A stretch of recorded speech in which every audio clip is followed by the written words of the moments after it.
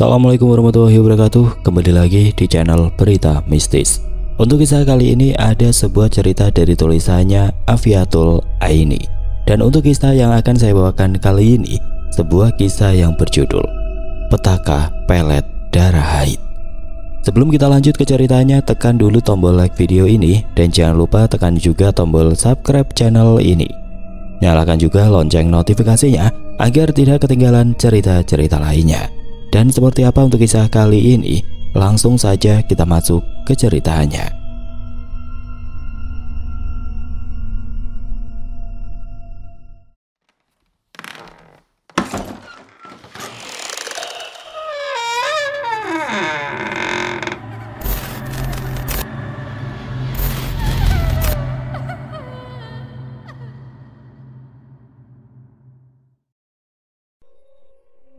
Malam merayap pelan di desa kecil.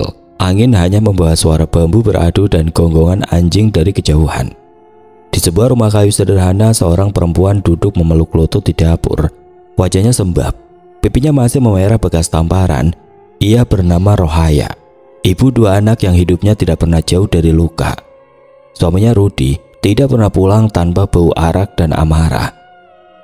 "Ayah pulang," suara kecil Dito terdengar lirih sambil menarik lengan kakaknya Anya. Kedua anak itu pun buru-buru menyingkir dari ruang tamu. Mereka tahu betul arti langkah berat yang terdengar dari depan pintu. Bau alkohol sudah lebih dulu merayap sebelum pintu digedor keras. "Diam, jangan ribut Dito," bisik Anya sambil menggiring adiknya masuk ke kamar. Pintu ditutup rapat, mereka meringkuk di pojok ruangan, memeluk satu sama lain. Pintu depan dibuka dengan kasar. Rudi masuk dengan mata merah dan tubuh sempoyongan. Kaosnya setengah terlepas dan di lehernya masih tercium aroma parfum perempuan. "Rokaya, di mana kau sialan?" Suaranya berat, nyaring, menusuk dinding rumah kayu itu. Dari dapur Rokaya keluar dengan wajah tegang. Tangannya masih berlumuran tepung karena tadi dia menyiapkan adonan pisang goreng untuk dijual besok pagi. "Aku di sini, Bang." Rudi menghampiri dengan langkah goyah. Tatapannya tajam, tapi di balik itu ada amarah yang tidak beralasan. "Uang tadi siang mana?" Rokaya menunduk. "Sudah aku belikan beras, minyak sama lauk buat anak-anak. Sisanya tinggal sedikit buat modal besok di pasar." Jawaban itu membuat Rudi mendorong bahunya keras hingga hampir jatuh. "Kau kira aku tidak butuh? Kau kira aku tidak boleh pakai uangku sendiri? Mana sisanya?" Ia merogoh saku Rokaya dengan kasar, mengambil lembaran yang tersisa. Tidak peduli itu untuk anak-anaknya, uang itu langsung diselipkan ke sakunya sendiri. "Bang, jangan semua diambil, besok aku harus belanja buat dagangan," ucap Rokaya dengan suara bergetar. Rudi menatapnya sinis. "Kau pikir aku tidak tahu kau sembunyikan uang buat dirimu sendiri? Sudahlah Rokaya, kau ini istri pembangkang." Tangan Rudi melayang. Tamparan keras menghantam pipi Rokaya, tubuhnya goyah, tapi ia menahan diri agar tidak jatuh. Air matanya menetes, bukan hanya karena sakit fisik, melainkan karena hatinya remuk. "Dari dulu aku sabar, Bang. Aku kerja banting tulang buat anak-anak. Kenapa kau begini terus?" Suaranya pecah, lirih, seperti tidak lagi sanggup menahan beban. Rudi tidak menjawab, ia hanya mendengus, lalu menendang kursi hingga terjungkal. Sesudah itu ia keluar lagi, meninggalkan rumah dengan langkah sempoyongan. Bau arak masih menempel di udara. Hening tercipta, hanya tersisa suara jangkrik dari luar. Rokaya terdiam di dapur. Anya dan Dito pelan-pelan keluar dari kamar, mata keduanya sembab, wajah mereka pucat ketakutan. "Ibu, ayah marah lagi ya?" tanya Dito, memeluk pinggang ibunya. Rokaya berusaha tersenyum walau wajahnya lebam. "Tidak apa-apa nak, sudah ayo tidur, besok kalian sekolah." Anya menatap ibunya lama, seakan ingin berkata sesuatu, tapi ia menahan. Anak itu tahu, setiap kalimat protes hanya akan memperburuk keadaan. Dapur kecil itu dipenuhi aroma minyak dan bawang goreng yang tersisa. Rokaya duduk di lantai, menatap panci kosong di depannya. Tangannya masih gemetar, ia baru saja kehilangan modal untuk berdagang. Besok ia harus mencari pinjaman lagi. Air mata jatuh membasahi pipi. Suara tawanya Rudi bersama teman-teman di warung judi tadi masih terngiang. Sejak menikah hidupnya tidak pernah tenang. Lelaki itu lebih sering menghabiskan uang untuk mabuk dan perempuan ketimbang untuk keluarganya sendiri. Rokaya memandang ke arah kamar. Tempat anak-anaknya tidur berdesakan di tikar tipis. Hatinya mencelos. Mereka tidak pantas hidup dalam ketakutan setiap hari. Ia menutup wajah dengan kedua tangan. Ya Allah, sampai kapan aku harus begini? Suaranya lirih, seperti hanya didengar dirinya sendiri. Tiba-tiba ia teringat percakapan lama di pasar. Beberapa ibu-ibu membicarakan tentang Mbak Samina, seorang dukun perempuan yang tinggal di ujung desa. Mereka bilang banyak perempuan yang berhasil menundukkan suaminya setelah mendatangi orang itu. Rokaya menepis pikiran itu. Aku tidak boleh. Batinnya mencoba meyakinkan diri, akan tetapi semakin ia ingat wajah Rudi yang penuh amarah, semakin kuat dorongan untuk mencari jalan lain. Malam itu Rokaya duduk lama di dapur. Lampu minyak redup berkedip, seolah ikut menyaksikan beban yang menumpuk di dadanya. Hati kecilnya tahu ada harga besar yang harus dibayar jika ia benar-benar mendatangi dukun itu. Namun pikirannya juga berkata, ia sudah lelah terlalu lama terjebak. Pagi datang dengan cahaya suram. Rokaya bangun lebih awal dari biasanya. Pipi masih terasa perih, tapi ia paksakan diri menyiapkan sarapan sederhana untuk anak-anak. Bu, kita makan apa? Tanya Anya sambil mengusap mata. Nasi sama tempe nak, itu saja yang ada. Dito menyuap makanan pelan lalu berkata, aku ingin ayah berhenti marah. Ayah dulu baik kan bu? Pertanyaan polos itu menohok hati Rokaya. Ia tidak tahu harus menjawab apa. Ia hanya mengelus kepala anaknya sambil menahan air mata. Dalam hati ia berjanji mencari jalan keluar, meski itu berarti harus menempuh jalur yang tidak pernah ia bayangkan. Setelah anak-anak berangkat sekolah, Rokaya menatap jalan setapak menuju hutan kecil di ujung desa. Di balik rimbunnya pepohonan, kabarnya rumah Mbak Samina berada. Tangannya mengepal. Ia tahu langkah yang akan diambil bukan hal biasa. Akan tetapi ia juga tahu, bila tetap diam, keluarganya akan hancur perlahan. Dengan nafas berat, Rokaya memutuskan akan datang ke rumah dukun itu. Tekadnya sudah bulat. Siang harinya setelah dia berjualan ke pasar dan anak-anak sudah datang, dia memutuskan untuk pergi. Bu, ibu mau kemana? Tanya Anya sambil menarik ujung kain jarik ibunya. Rokaya menoleh cepat berusaha menutupi raut gelisah. Ibu sebentar saja nak, jaga adikmu baik-baik, jangan keluar rumah. Anya menggigit bibir, matanya penuh curiga. Ayah pulang? Tidak, ibu ada urusan. Jawab Rokaya singkat. Ia meraih selendang dan menutup kepala. Anya ingin bertanya lagi tetapi Rokaya sudah melangkah cepat keluar. Jalan setapak menuju ujung desa gelap dan sepi. Pohon bambu bergoyang pelan diterpa angin, menimbulkan suara yang seolah mengikuti setiap langkahnya. Rokaya memeluk tubuh sendiri. Hatinya berdebar, bukan hanya karena takut bertemu orang yang akan didatanginya, tapi juga rasa bersalah meninggalkan anak-anak sendirian di rumah. Langkahnya berhenti ketika mendengar suara ayam jantan berkokok. Padahal langit masih hitam. Ia menoleh kiri kanan. Tidak ada siapapun. Hanya rumah-rumah kayu berderet yang sebagian besar lampunya sudah padam. Rokaya menarik nafas panjang dan kembali melanjutkan langkah. Rumah Mbak Samina tampak berbeda dari rumah lain. Dindingnya terbuat dari anyaman bambu. Tapi di depan teras ada tungku kecil dengan dupa yang terus menyala. Asap tipis naik ke udara, berbau kemenyan menusuk hidung. Rokaya berdiri di depan pintu. Ia ingin berbalik tetapi rasa putus asa menahannya. Saat ia hendak mengetuk, pintu berderi terbuka sendiri. Dari dalam suara berat seorang perempuan terdengar. Masuk saja ya, aku sudah tahu kau akan datang. Rokaya tertegun, tubuhnya gemetar, tetapi ia melangkah masuk. Ruangan itu remang, lampu minyak di sudut ruangan berkedip, menimbulkan bayangan yang bergerak di dinding. Di tengah ruangan duduk seorang perempuan berusia lanjut, rambutnya panjang terurai, wajahnya penuh keriput, namun mata hitamnya menatap tajam. Mbak Samina, suara Rokaya lirih. Perempuan itu mengangguk pelan. Ya, duduklah.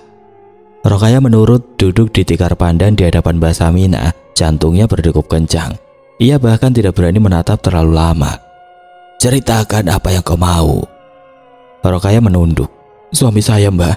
Ia mabuk setiap hari, berjudi, menyakiti saya, bahkan mengambil uang belanja. Saya sudah tidak kuat. Saya ingin dia berubah jadi orang baik. Saya ingin anak-anak saya hidup tenang.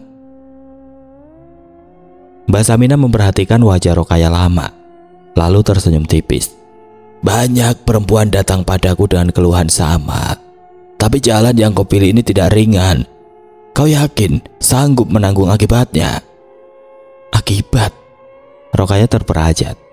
Mbak Samina menghela nafas panjang lalu bangkit perlahan. Ia berjalan ke rak bambu di sudut ruangan, mengambil wadah tanah liat. Isinya cairan merah pekat, aroma anyir menusuk hidung. Untuk menjinakkan lelaki, darah perempuan paling kuat, kata Mbak Samina sambil menaruh wadah itu di depan Rokaya. Kau harus memberi darah haid pertamamu 3 hari berturut-turut. Campurkan dalam kopi yang diminum suamimu, maka ia akan tunduk padamu. Rokaya membeku, wajahnya pucat. Darah saya sendiri, Mbak. Ya, ambil dengan cara apapun. Jangan sampai ada yang tahu. Setelah itu hidupmu akan berubah. Suamimu tidak akan lagi menyakitimu. Tapi ingat, ada harga yang harus kau bayar. Apa maksudnya harga? Rokaya menelan ludah, takut dengan nada dingin yang keluar dari bibir perempuan itu. Mbak Samina menatapnya dalam, bola matanya berkilat. Tidak ada yang gratis di dunia ini ya. Kau akan tahu saat waktunya tiba. Ruangan terasa sesak. Rokaya ingin bangkit dan lari, tetapi bayangan wajah Rudi muncul di benaknya. Tangan kasar yang menampar, teriakan, anak-anak yang merengkuh ketakutan. Hatinya mencelos. Ia menunduk dalam lalu berkata lirih. Saya sanggup, saya akan lakukan. Senyum tipis kembali muncul di bibir Mbak Samina. Bagus, kau perempuan berani. Ingat pesanku 3 hari. Jangan terlewat. Rokaya menggenggam ujung kainnya erat. Rasa ngeri bercampur dengan secercah harapan. Ia menunduk hormat lalu berdiri, melangkah mundur menuju pintu. Sebelum Rokaya keluar, suara Mbak Samina kembali terdengar. Jika kau ragu di tengah jalan, jangan menyesal. Karena begitu darah itu masuk ke tubuh suamimu, jalan pulang tidak akan ada. Tubuh Rokaya bergetar hebat. Ia buru-buru melangkah pergi, meninggalkan rumah itu. Suara pintu berderit menutup terdengar seperti desisan tajam di telinganya. Di jalan pulang, Rokaya terus menunduk. Bayangan pepohonan terasa lebih pekat daripada biasanya. Suara kokok ayam kembali terdengar dari arah gelap, seolah mengingatkan bahwa langkahnya sudah melewati batas. Rokaya menelan ludah, mempercepat langkah. Ia baru berhenti ketika rumahnya sudah terlihat di ujung sana. Anya langsung menyambut di depan pintu. Ibu, aku takut ada suara di luar tadi. Rokaya memeluk anaknya erat. Sudah, ibu di sini, tidak ada apa-apa, ayo masuk. Dito masih tertidur di tikar, tubuh kecilnya meringkuk. Rokaya duduk di sampingnya menatap wajah polos anaknya, hatinya perih. Ia tahu ia baru saja menyetujui sesuatu yang menakutkan, tapi demi 2 bocah inilah ia melakukannya. Rokaya memandang lampu minyak yang berkedip di dinding. Kata-kata Mbak Samina terus bergema di kepalanya. Darah adalah perjanjian, tidak ada jalan kembali. Bangun mas, udah siang, minum kopi dulu. Suara Rokaya terdengar lirih saat ia meletakkan cangkir di meja. Tubuh Rudi masih tergeletak, separuh wajahnya tenggelam di bantal. Bau alkohol menusuk dari nafasnya. Rokaya menatap cangkir itu lama, dadanya berdegup keras. Cairan hitam pekat di dalamnya bukan sekedar kopi. Ada sesuatu yang ia campurkan dengan tangan bergetar. Tadi pagi, darah haid pertamanya setelah berbulan-bulan tidak datang bulan. Rokaya menarik nafas dalam. Demi rumah tangga ini, bisiknya pada diri sendiri. Rudi berguling mengusap wajahnya, lalu duduk dengan mata setengah terbuka. Kau ribut sekali ya. Pagi-pagi sudah suruh aku minum. Biar seger. Rokaya berusaha tenang. Ia menyodorkan cangkir itu. Aku bikinkan khusus untukmu. Rudi meraih cangkir menghirup aromanya, lalu menengguk tanpa banyak pikir. Pahit, tapi enak. Ia menenggak habis. Cangkir itu kembali diletakkan di meja dengan suara nyaring. Buatkan lagi besok. Rokaya menunduk menyembunyikan tangannya yang gemetar. Iya mas. Hari-hari setelah itu Rokaya mulai melihat perubahan yang tidak pernah ia bayangkan. Rudi yang biasanya malas beranjak dari tikar, kini bangun lebih awal dari matahari. Ia menyiapkan cangkul, mengikat sarung di pinggang, dan berangkat ke ladang tanpa perlu Rokaya membujuk. Pulang sore bajunya penuh lumpur dan keringat. "Bu, lihat ayah," seru Anya, anak sulung mereka, matanya berbinar. "Ayah bawa banyak sekali singkong." Dito ikut berlari sambil bersorak. "Ayah hebat." Rokaya tersenyum, hatinya lega sekaligus terkejut.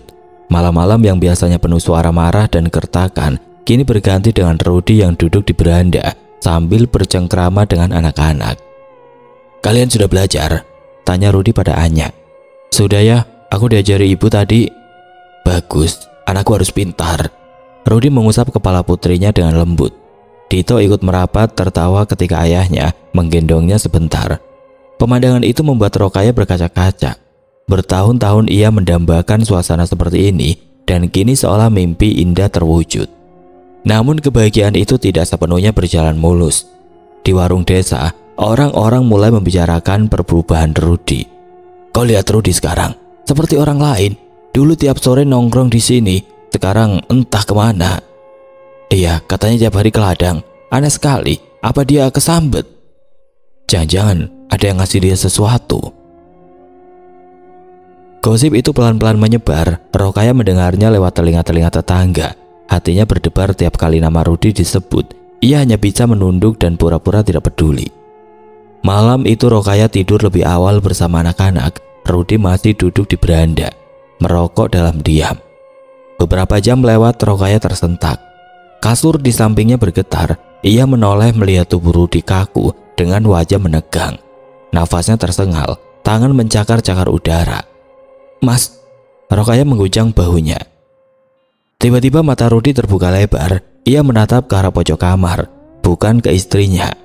Bola matanya melotot, seperti melihat sesuatu yang tidak kasat mata.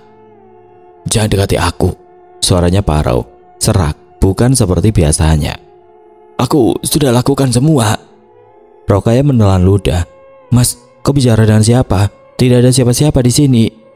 Rudi menggeram, tubuhnya bergetar hebat. Lalu ia berteriak keras hingga membuat Anya dan Dito terbangun.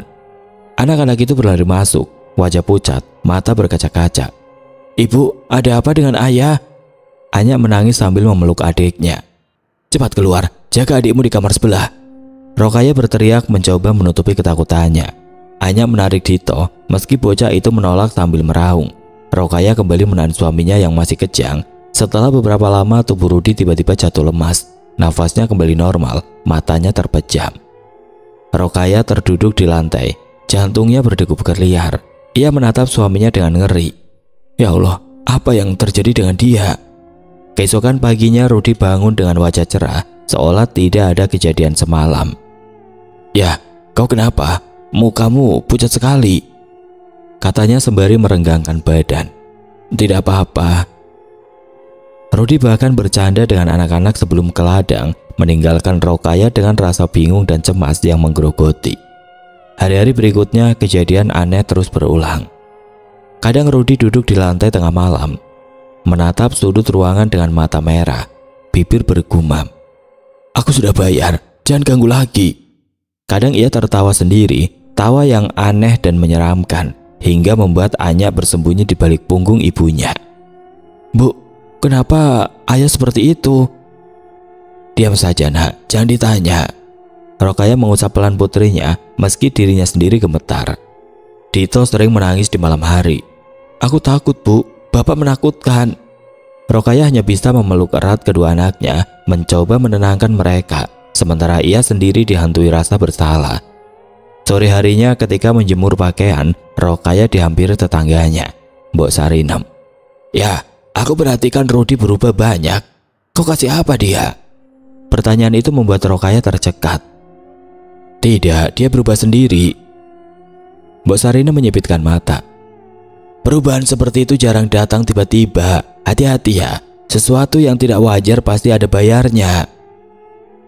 Kata-kata itu menusuk Rokaya. Ia hanya bisa tersenyum kaku lalu buru-buru masuk ke rumah. Dadanya berdebar tidak karuan. Di ruang tengah ia duduk lunglai. Kata-kata Mbak Saminah kembali terngiang. Setiap yang diberi ada gantinya. Rokaya menutup wajah dengan kedua tangannya. Apa yang ia lakukan mungkin telah membuka pintu yang tidak seharusnya dibuka. Beberapa hari sudah berlalu sejak kejadian itu. Ayah kenapa bu? Kenapa ayah nggak mau jawab kalau aku panggil? Suara Anya bergetar, matanya berkaca-kaca saat berdiri di ambang pintu kamar. Dito bersembunyi di belakangnya, hanya kepala kecilnya yang tampak. Rokaya menghentikan tangannya yang sedang mengupas singkong. Ia menoleh pada anak-anak, lalu menghela nafas berat. Ayahmu mungkin capek. Tapi tadi ayah pulang dari sawah, duduk di kursi, terus diam saja. Aku ajak bicara, ayah cuma lihat ke arah lain, serem bu. Dito menyaut dengan suara serak. Aku dengar ayah ngomong sama orang tua, padahal di rumah gak ada siapa-siapa. Rokaya mematung. Pisau di tangannya hampir jatuh. Ia tahu anak-anak tidak berbohong. Ia sendiri sering melihat Rudi menatap kosong ke dinding. Bibirnya bergerak seolah ada percakapan yang tidak bisa didengar orang lain. Sudah, jangan dipikirkan. Kalian makan dulu ya, ucap Rokaya dengan suara yang dipaksakan tenang. Akan tetapi Anya menggeleng. Aku takut bu, ayah bukan kayak dulu lagi. Kata-kata itu menghantam hati Rokaya. Bukan hanya anak-anak, dirinya pun takut. Beberapa hari berikutnya Rudi semakin berubah. Ia tetap berangkat ke ladang, tapi berbeda. Biasanya ia pulang dengan hasil panen. Kini ia pulang tanpa membawa apapun. Kalau ditanya jawabannya singkat dan datar. Aku kerja. Kerja apa mas? Tanya Rokaya hati-hati. Sudah, jangan banyak tanya. Sesudah itu ia masuk ke kamar dan mengunci pintu. Dari dalam terdengar suara pelan. Kadang tertawa, kadang marah. Kadang seperti meratap. Anya dan Dito sering berlari ke dapur untuk bersembunyi. Bu, ayah marah lagi. Ayah ngomong keras-keras. Rokaya hanya bisa merengkuh kedua anaknya. Air matanya jatuh tanpa bisa ditahan. Malam harinya Rokaya memberanikan diri mengetuk pintu kamar. Mas, buka pintunya. Aku mau bicara. Tidak ada jawaban dari dalam. Mas, jangan bikin aku takut. Anak-anak juga takut. Tiba-tiba terdengar suara berat dari dalam. Kau yang buat semua ini, jangan salahkan aku. Darah Rokaya serasa berhenti mengalir. Apa maksudmu? Tidak ada jawaban lagi, hanya terdengar suara kursi terseret. Rokaya mundur, tubuhnya lemas. Kata-kata itu menusuk jantungnya. Apakah Rudi sadar sesuatu atau ada yang lain bicara lewat tubuhnya? Keesokan harinya Rokaya menggendong Dito yang demam. Anya menemaninya berjalan ke rumah Mbak Saminah. Bu, kita mau kemana? Tanya Anya dengan suara kecil. Ke tempat orang yang bisa bantu ayahmu. Rumah dukun itu sepi. Rokaya mengetuk pintu berkali-kali sampai akhirnya terdengar suara serak dari dalam. Siapa? Saya Mbah, Rokaya. Saya mohon izinkan saya masuk. Pintu terbuka perlahan. Mbak Saminah muncul dengan wajah keriput dan tatapan yang menusuk. Untuk apa kau datang lagi? Rokaya menunduk. Suami saya, ada yang tidak beres. Dia sering bicara sendiri.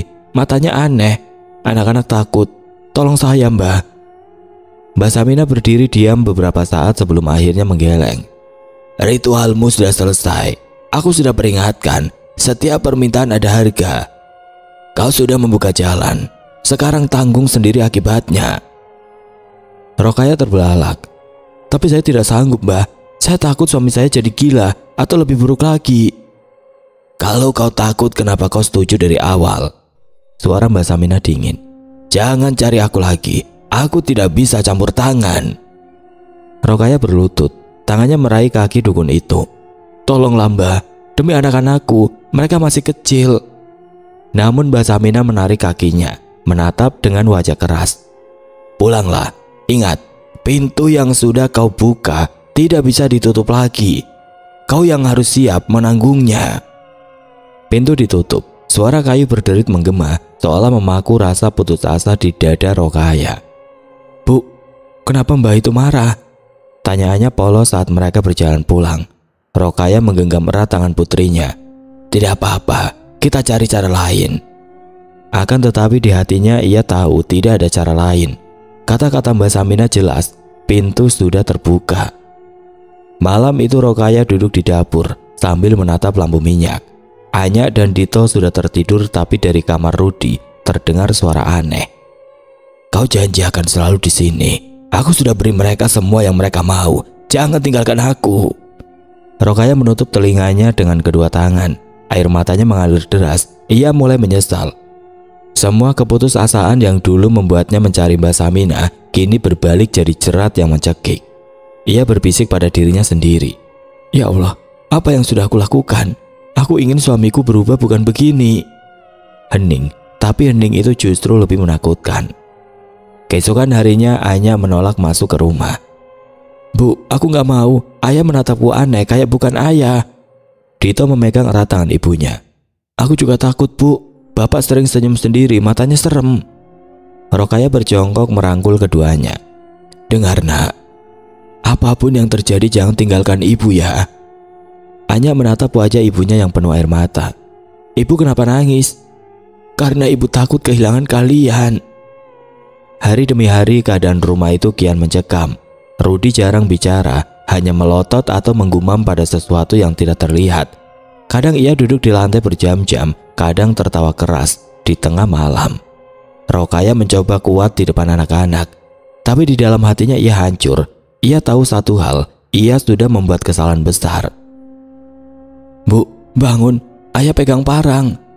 Suara Anya pecah. Panik membuat Rokaya sontak membuka mata. Ia melihat Dito menggigil di sampingnya, memeluk guling erat-erat. Anya menunduk sambil menunjuk ke pintu kamar yang setengah terbuka. Dari celah itu cahaya lampu minyak temara menyorot sosok Rudi. Tubuhnya tegak, baunya naik turun berat, dan tangannya menggenggam parang berkilat. "Mana anak-anak itu?" Suaranya parau, diseret entah oleh marah atau sesuatu yang lebih menyeramkan. Rokaya langsung meraih kedua anaknya, mendekap erat. "Mas, taruh parangnya, jangan bikin anak-anak takut." Suaranya bergetar, tapi ia berusaha keras tegas. Rudi menoleh, matanya liar, merah berurat.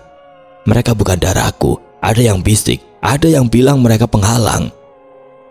"Jangan ngomong sembarangan, itu anakmu." Rokaya balas berteriak, meski hatinya ciut. Rudi melangkah mendekat, parang terangkat, berkilau terkena cahaya lampu. "Mereka harus dibuang, biar tenang, biar rumah ini bersih." Anya menjerit keras.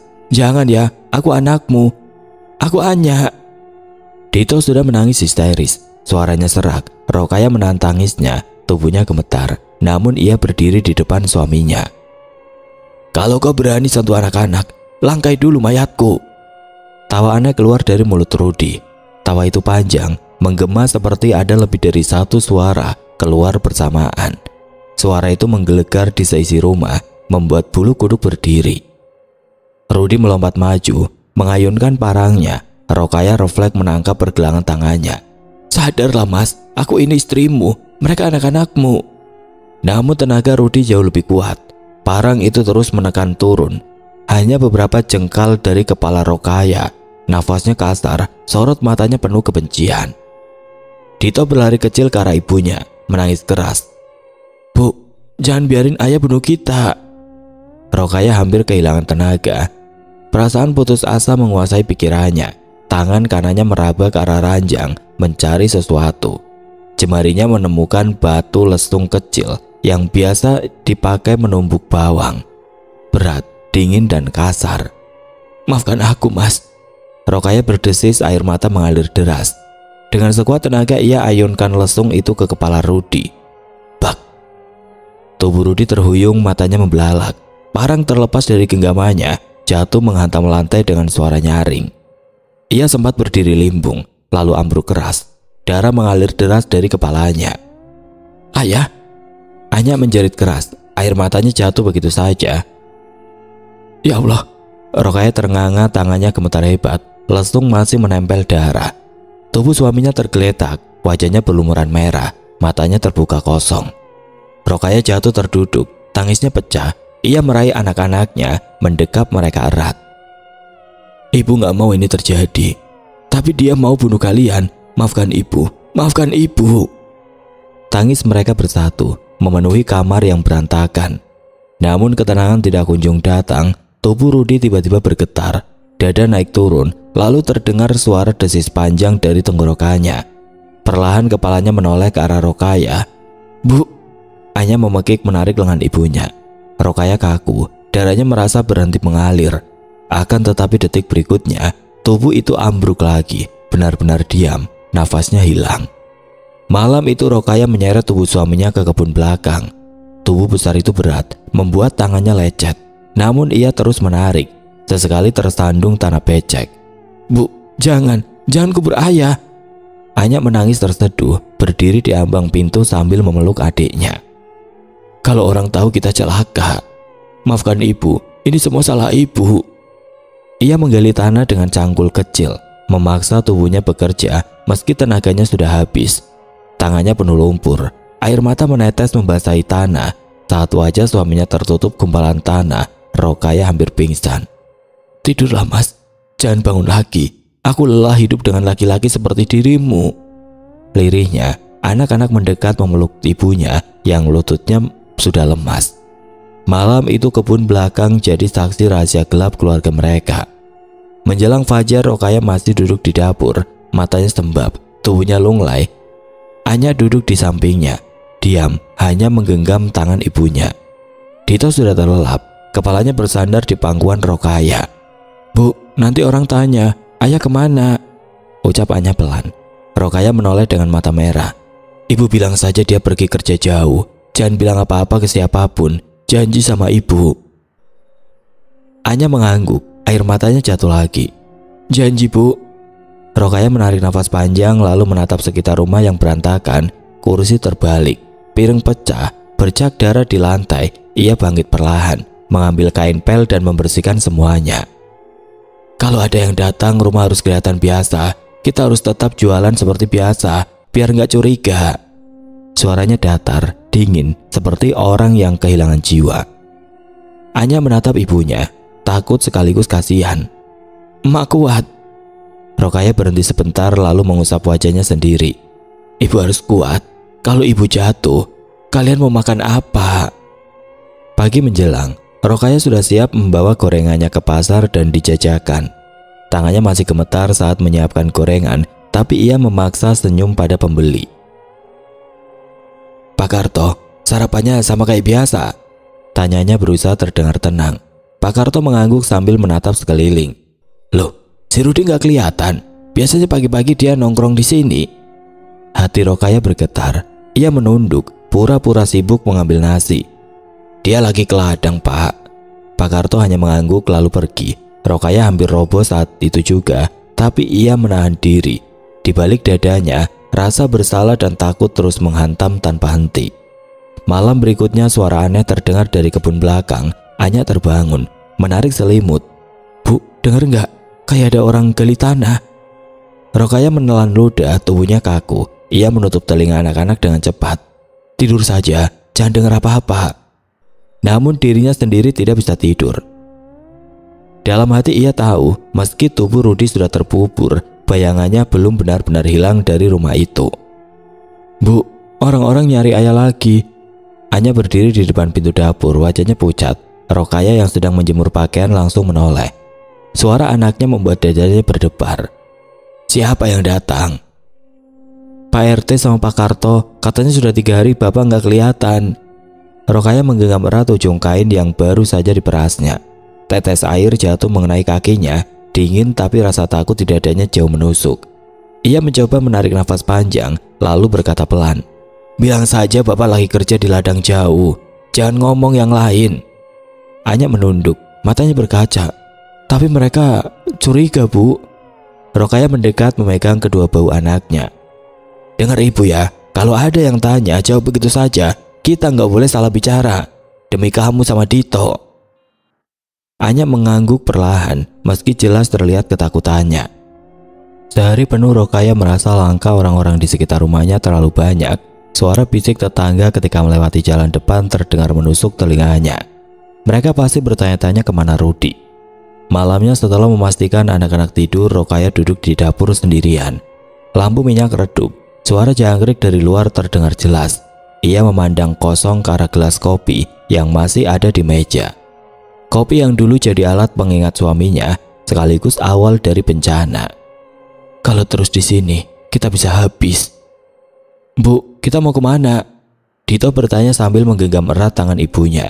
Pergi jauh, kita cari tempat baru. Di sana nggak ada yang tanya-tanya tentang ayahmu. Rokaya menunduk menatap mata anak lelakinya yang penuh tanda tanya. Kita nggak akan pulang lagi. Anya menyaut suaranya lirih. Rokaya terdiam sejenak, lalu ia mengusap kepala putrinya. Tidak, kita harus mulai hidup baru. Ibu janji bakal kerja keras, biar kalian bisa sekolah dan nggak kelaparan. Mereka bertiga meninggalkan rumah itu tanpa menoleh lagi. Di punggung Rokaya ada gendongan kecil berisi pakaian seadanya. Anya memeluk tas lusuh, sementara Dito menggenggam ayam mainannya. Di belakang rumah yang sudah penuh rahasia berdiri bisu, seolah menyimpan sumpah darah yang tidak pernah akan hilang. Beberapa minggu kemudian mereka sudah tinggal di desa lain, menempati gubuk sederhana di pinggir sawah. Rokaya bekerja sebagai buruh tani, kadang ikut mencuci pakaian orang kaya.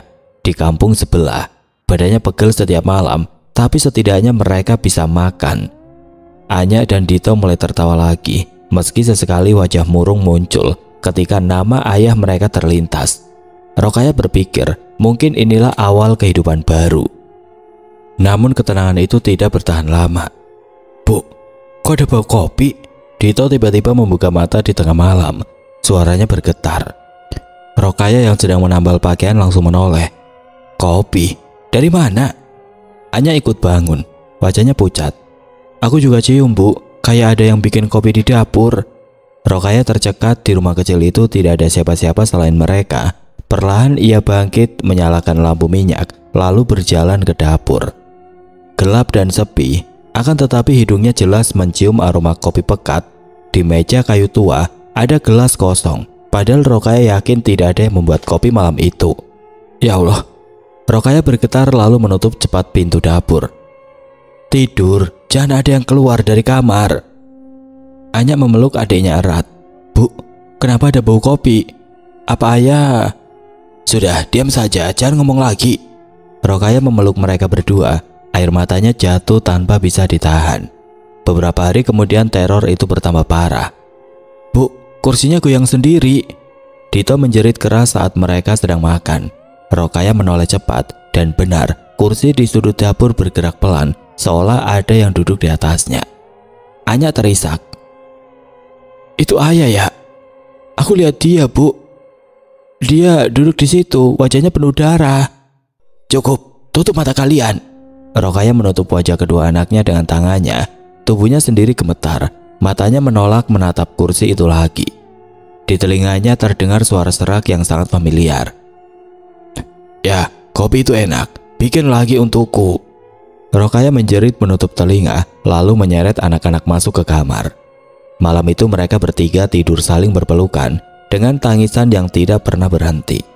Hari demi hari sosok itu selalu muncul, kadang hanya suara langkah berat di dapur, kadang bayangan hitam berdiri di pojok rumah, kadang gelas di meja terisi kopi sendiri, padahal Rokaya tidak pernah menyentuhnya. Rokaya semakin terpojok, ia sadar membunuh suaminya bukan akhir dari semua ini. Ritual kopi darah yang dulu ia lakukan telah mengikat jiwa Rudi untuk selalu kembali. Ia mulai tidak tahan melihat ketakutan di mata anak-anaknya. Malam terakhir sebelum keputusan besar, ia duduk bersama mereka di lantai kamar. Dengar ibu baik-baik, katanya menggenggam tangan Anya dan Dito. Kalian harus selamat. Apapun yang terjadi sama ibu nanti, jangan salahkan diri kalian. Bu, jangan tinggalin kami. Anya menangis keras. Rokaya menahan air mata. Ibu sayang sama kalian. Justru karena itu, kalian harus jauh dari semua ini. Ayah kalian gak akan pernah berhenti kalau ibu masih bersama kalian. Dito memeluk ibunya erat. Tubuhnya kecil tapi penuh rasa takut. Aku masih mau sama ibu. Rokaya mengusap kepalanya menahan tangis. Kamu harus jadi anak berani. Jaga kakakmu. Ibu titip kalian ke tempat yang aman. Keesokan harinya Rokaya berjalan ke sebuah panti asuhan di kota kecil dengan langkah berat. Ia menyerahkan Anya dan Dito kepada pengurus panti. Ibu cuma bisa nitip mereka, tolong jaga baik-baik, katanya dengan suara bergetar. Pengurus panti menatap heran. Bu, ini anak-anak masih kecil, kenapa dititipkan? Rokaya menunduk, air matanya jatuh ke lantai. Kalau mereka sama saya, Mereka nggak akan selamat. Anya dan Dito menangis keras, meraih tangan ibunya. Bu, jangan tinggalin kami, Bu. Jangan pergi. Rokaya berlutut, memeluk keduanya erat-erat. Maafkan ibu. Suatu saat kalian akan mengerti. Dengan air mata deras ia melepaskan pelukan itu. Langkah Rokaya berikutnya adalah ke kantor polisi. Pintu besi terbuka. Ia masuk dengan wajah pucat dan mata sembab. Bu, ada perlu apa? Tanya seorang polisi yang berjaga. Rokaya menelan ludah lalu berkata dengan suara bergetar. Saya Rokaya, istri dari Rudi. Saya sudah membunuh suami saya. Polisi itu terkejut, bangkit dari kursi. Apa maksud ibu? Rokaya menunduk, tangannya bergetar. Saya nggak tahan lagi, tolong tahan saya. Kalau tidak, dia akan terus datang. Saya sudah buka pintu ke dunia yang seharusnya tidak saya sentuh. Polisi saling pandang lalu segera membawa Rokaya masuk. Di luar angin sore berembus pelan, entah benar-benar selesai atau tidak. Tapi bagi Rokaya, penyerahan diri adalah satu-satunya jalan agar anak-anaknya bisa terbebas dari teror kopi darah yang menghantui.